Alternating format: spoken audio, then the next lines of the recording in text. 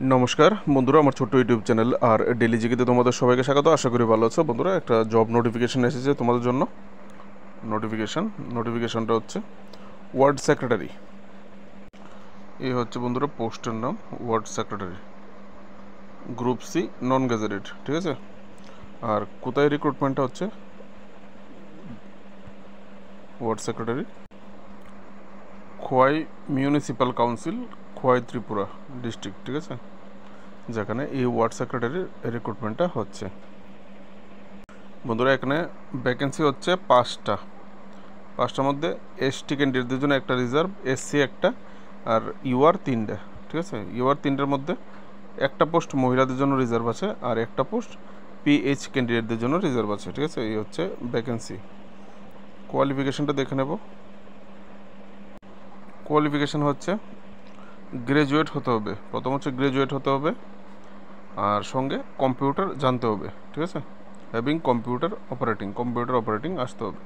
PRTC অবশ্যই থাকতে হবে, আর বাংলা অথবা ককবরক অবশ্যই জানতে হবে। ঠিক আছে। আর এখানে যে এজ লিমিটের কথা বলা হয়েছে 18 থেকে 40 বছর।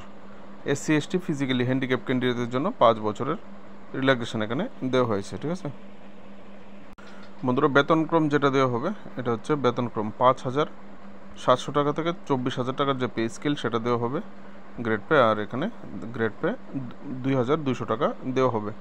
ঠিক আছে। এখন হচ্ছে অ্যাপ্লিকেশন ফর্ম স্ট্রাকচার।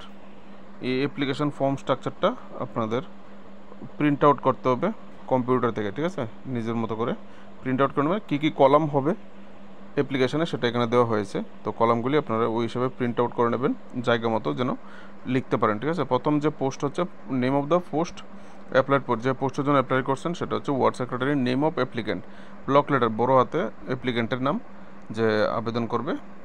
তারপর হচ্ছে আবেদনকারীর বাবা, যদি মহিলা হয়ে থাকো বিবাহিত, হাজব্যান্ড থাকলে হাজব্যান্ডের নাম। আর এখানে অবশ্যই বলা হয়েছে শ্রী, লেট এবং শ্রীমতী এই সমস্তগুলি ইউজ করার জন্য। যদি মৃত হয়ে থাকে বাবা তাহলে অবশ্যই লেট হবে, আর জীবিত হলে শ্রী, আর মহিলা হলে শ্রীমতী, এরকম লিখতে হবে। ঠিক আছে।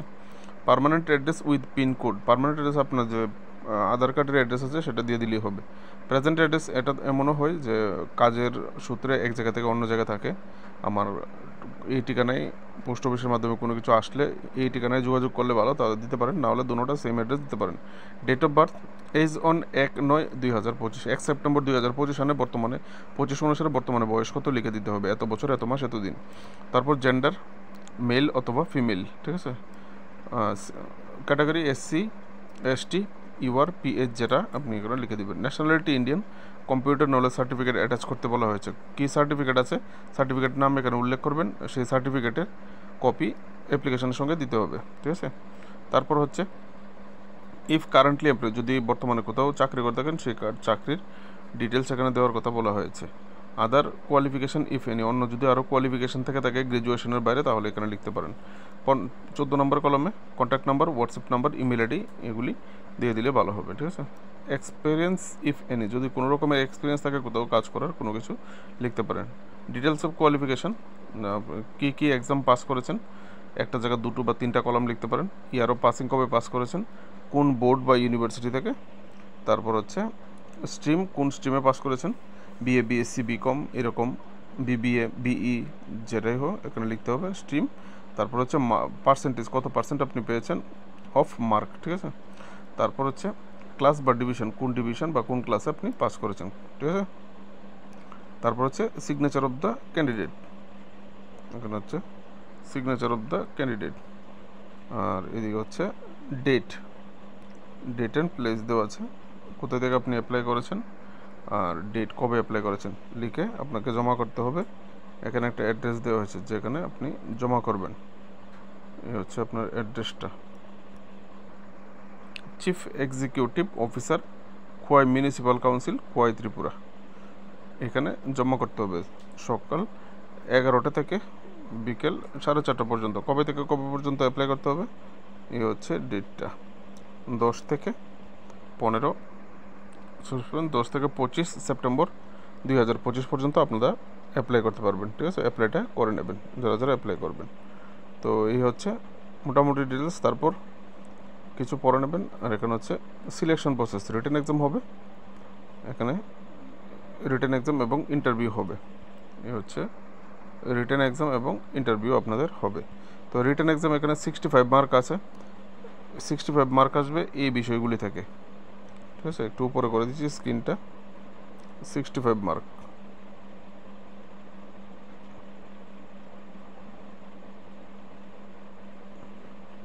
সরি ফ্রেন্ডস, স্ক্রিনটা নিচে নেমে আসছে। এই হচ্ছে 65 মার্কস এখানে, ঠিক আছে।